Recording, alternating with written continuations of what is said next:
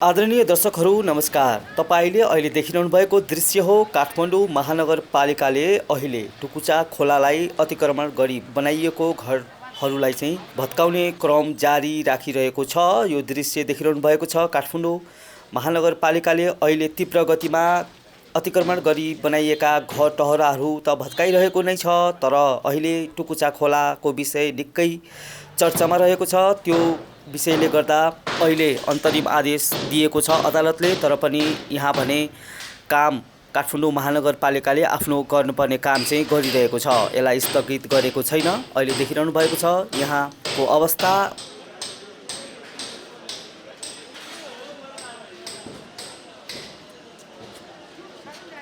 हामीले तपाईहरूलाई देखाइरहेका छौँ।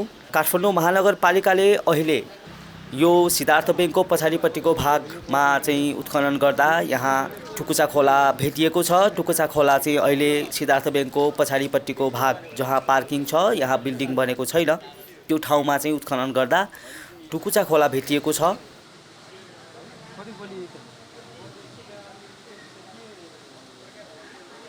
लक्ष्मी ब्याङ्कको पछाडिपट्टि नभएर सेन्टर बीच भागबाट चाहिँ टुकुचा खोला बगिरहेको देखिएको छ। यस्तै गरेर अब टुकुचा खोला अझै 200-250 मिटर अगाडिसम्म उत्खनन गर्ने कार्य जारी रहेको छ। अहिले धमाधम तपाईँहरूले देखिरहनु भएको छ। यहाँ धेरैभन्दा धेरै मिडियाकर्मी साथीहरू उपस्थित हुनुहुन्छ, स्थानीयहरू उपस्थित हुनुहुन्छ, त्यसै गरी काठमाडौँ महानगरपालिकाका कर्मचारीहरू उपस्थित हुनुहुन्छ। विशेष गरी बालेन शाहले अहिले गरिरहनु भएको काम, उहाँको निर्णय, उहाँको भिजन देखेर चाहिँ आम सर्वसाधारणहरूले उहाँको तारिफ गरिरहनु भएको छ। एकदम सही छ। जनताले जनमतले नै तपाईको प्राप्त गरेको उहाँको पावर हो। यो पावरलाई जहाँ पाए हो युज गर्ने होइन। यसै खोला, अनि त्यसपछि तपाईँको पोखरी, सार्वजनिक मठ मन्दिर हालै राम्रो गर्नुभयो भने चाहिँ मेरो विचारमा जनताले सपोर्ट जसरी गरेको छ अनि निरन्तरता गर्छ भन्ने मलाई आशा लाग्छ। यो आलाकाचा निर्णय हो, त्यसले गर्दा यो समस्या भयो भन्छ नि हो र? आलाकाचा निर्णय हो यो? आलाकाचा निर्णय यसरी कहाँ हुन्छ? उसले पनि सुझबुझ साथ गरेको छ। अरू कसैको थर्ड पर्सेन्टको घरमा गएर ब्याङ्क हान्यो भने उसलाई बाँकी राख्छ? यो राज्यको सम्पत्ति हो, यो व्यक्तिको होइन भनेर त हो नि। बालन शाहको घर बनाउन यो के अरे खन्या त होइन, यो त होइन भन्नु त। यो राज्यको सम्पत्ति सार्वजनिक सबैको साझा हो, यो देशभरिको साझा सम्पत्ति हो, यसलाई जोगाउनु पर्छ भन्ने उहाँको भनाइको जुन जसरी लाग्नु भएको छ यो एकदम बेटर होइन। भने किन टाँसियो त यो स्टे अर्डर, अथवा किन ल्याइयो त स्टे अर्डर भनिदिनुहोस् न त्यसो भए। यो सबै कुरो पाउँछ र पाओ होइन। सबै अलग अलग राजनीतिमा मान्छे लागिरहेछन्, एक ठाउँमा हिँडिरहेछौँ हामी चाहिँ, तर सही कामलाई सही हो भन्न सक्दैनौँ कि छातीमा हात राखेर बोल्न सक्दैन।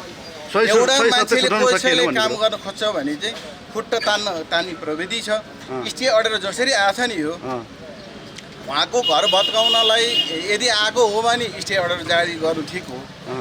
यो तपाईँको सार्वजनिक सम्पत्ति खोला हो सबै भनेर तपाईँ पुर्ख्यौँदेखि आएको खोलालाई चाहिँ खोलाभित्र घर भत्काउनु बनाउनु पाइँदैन भन्नु चाहिँ किन भन्नु चाहिँ बालन शाहको राइट थियो। अब खोलामाथि नै घर बनाउन पाउनुपर्छ, अझ 9 तले होइन 15 तले बनाउनु पाउँछ भन्नु चाहिँ सरासरी स्टे अर्डर गलत छ। काठमाडौँ महानगरपालिकाले अहिले निकै नै तद्रुपताका साथ काम अगाडि बढाइरहेको छ। सबैले यसको प्रशंसा गरिरहनु भएको छ। अवश्य पनि प्राकृतिक सम्पदा हाम्रो नदीनालाहरूलाई चाहिँ आफ्नै स्वतन्त्र रूपले बग्न दिनुपर्छ भन्ने सबैको मान्यता हो। जुन किसिमको बालन शाहले कदम उठाएको छ यो उत्खनन हुनैपर्छ। यसका दायाँ बायाँ किनारमा चाहिँ अब जतिसक्दो अब तपाईँ नै देख्नुहुन्छ नि, यहाँ खोला अगाडि खोला बगेको छ, खोला अगाडि चाहिँ 9-10 तले बिल्डिङ यसरी खडा भएको छ। यो त तपाईँ हाम्रो सम्पत्ति हो नि त सर। नदीलाई चाहिँ थुन्ने कि नदीलाई बग्न दिने? प्रकृतिले दिएको एउटा उपहारलाई चाहिँ संरचनालाई यसरी बग्न दिने कि यसलाई निस्तेज गरेर बन्द गर्ने?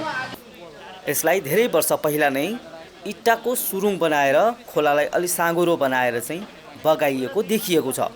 खोला तल बगिरहेको छ भने माथि विभिन्न खाले संरचनाहरू बनेका छन्, जसमा आलिशान महलदेखि लिएर विभिन्न आर्थिक कारोबार गर्ने बिल्डिङहरू चाहिँ बनेका छन्।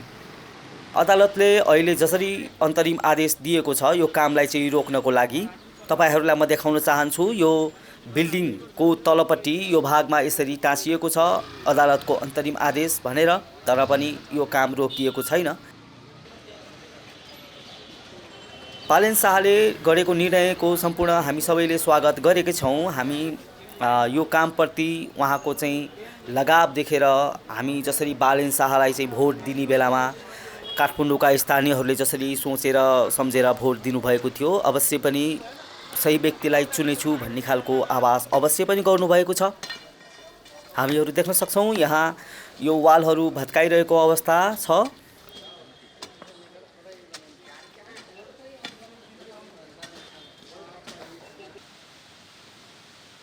यो टुकुचा खोला नारायणहिटी दरबार सङ्ग्रहालयबाट बाहिरिएपछि नदेखिएको टुकुचा खोला एकैचोटि 500 मिटर पर आइसकेपछि यो अवस्थामा यसरी बगिरहेको छ। तपाईहरू देखिरहनु भएको छ, यो 500 मिटर वारी आएपछि यसरी बगेको छ।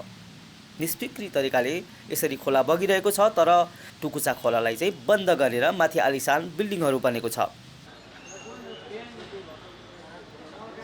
काठमाडौँ महानगरपालिकाले 35 दिने सूचना अवश्य पनि पहिला दिएको भन्ने जानकारी हामीले पाएका थियौँ। यो कुरालाई वास्ता नगरेपछि अहिले आएर काठमाडौँ महानगरपालिका अलि कडा रूपमा अगाडि बढिरहेको छ।